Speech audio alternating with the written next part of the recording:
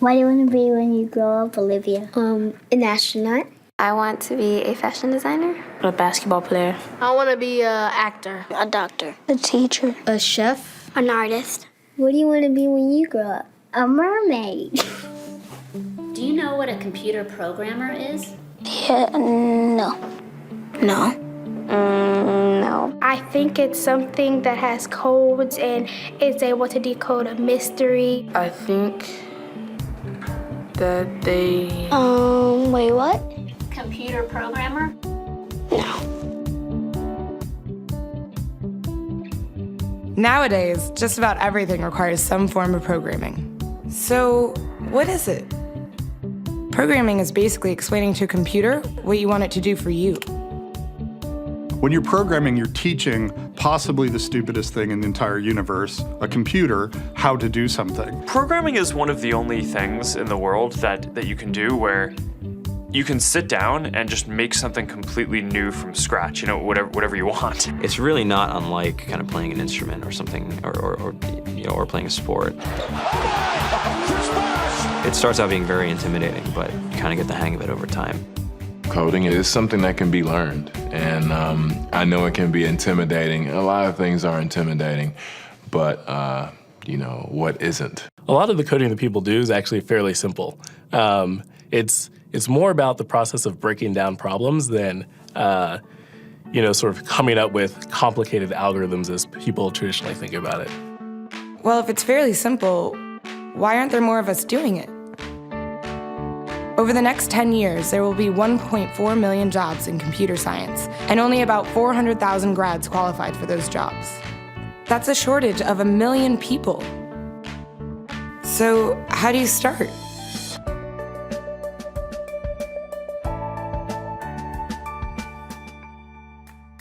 I was obsessed with maps when I was a kid, and cities specifically. So I taught myself how to program. I had a very clear goal of what I wanted to do, which is to see a map of the city on my screen and play with it. Put things on the map, move things around the map. See what was happening in the city, how it worked, how it lived, how it breathed. The best early thing was actually using software to decide when the classes in my school would meet, and that put me in a position to decide which girls were in my class. The first program I wrote asked things like, what's your favorite color? Or how old are you? I first learned how to make a green circle and a red square appear on the screen. The first time I actually had something come up and say, hello world, and I made a computer do that. It was just astonishing. When I finally learned a little bit of programming, that blank wall resolved into a bunch of doors, and you open them, and finally you start to open enough doors that the light comes in. And to me, a finished program is like a structure filled with light. All the corners are illuminated. You understand the structure of it. It's a really serene feeling to have completed that.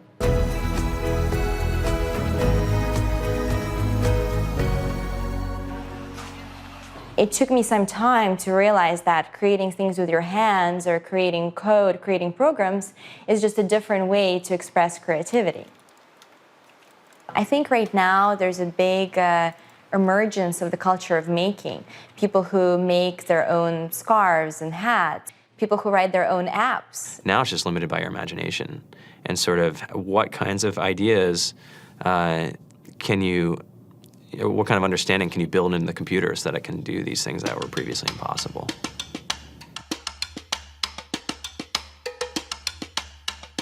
All great things are built in teams when you collaborate with other smart people. You're testing your ideas, you're stimulating each other. That's what makes us successful. It's not some flash of brilliance by somebody who then codes 24 hours a day for 3 weeks. It's what happened. The magic happens when we're all on the same page, collaborating and building something together. There's a much greater need in the world for engineers and people who can write code than there will ever be supply. And so we all live these very charmed lives. To get the very best people, we try to make the office as awesome as possible.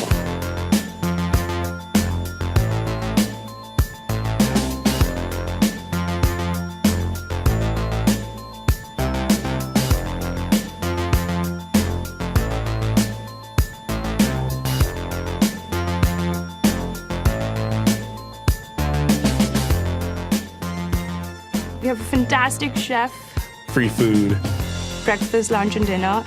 free laundry, snacks, even places to play and video games and scooters.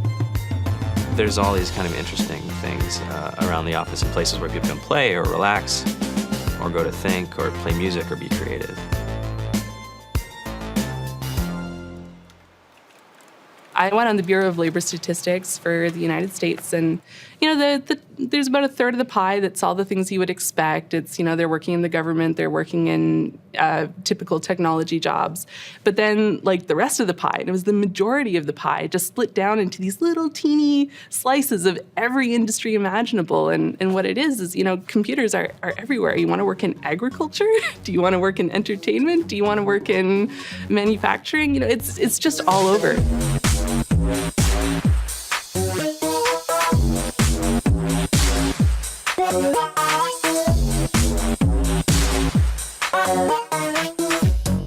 Here we are, 2013.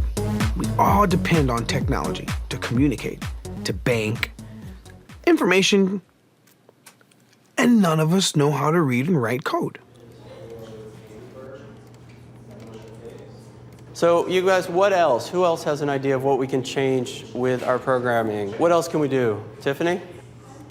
What I saw my students take away from using Scratch and programming in our classroom is that they were willing to push through problems. It really builds critical thinking, it builds problem solving, and it's something that they can then apply to math in the classroom or their reading skills.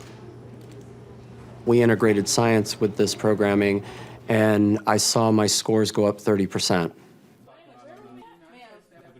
When I was in school, I was in this after-school group called the Whiz Kids. And when people found out, they laughed at me and, all these things. And I'm like, man, I don't care. I think it's cool. And, I'm learning a lot. And some of my friends have jobs.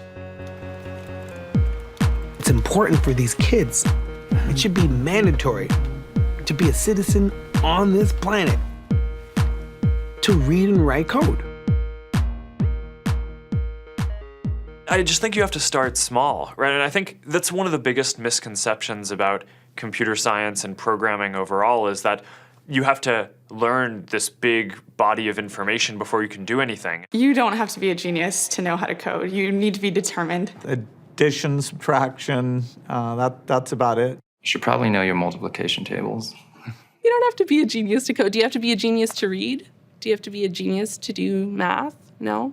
No? I think if someone had told me that software is really about humanity, that it's really about helping people by using computer technology, it would have changed my outlook a lot earlier. Whether you're trying to make a lot of money or whether you just want to change the world, computer programming is an incredibly empowering skill to learn. To be able to actually come up with an idea and then see it in your hands and then be able to press a button and have it be in millions of people's hands. I think we're the first generation in the world that's really ever had that kind of experience. The programmers of tomorrow are the wizards of the future. You're going to look like you have magic powers compared to everybody else. I think it's amazing. I think it's the closest thing we have to a superpower. Great coders are today's rock stars. That's it.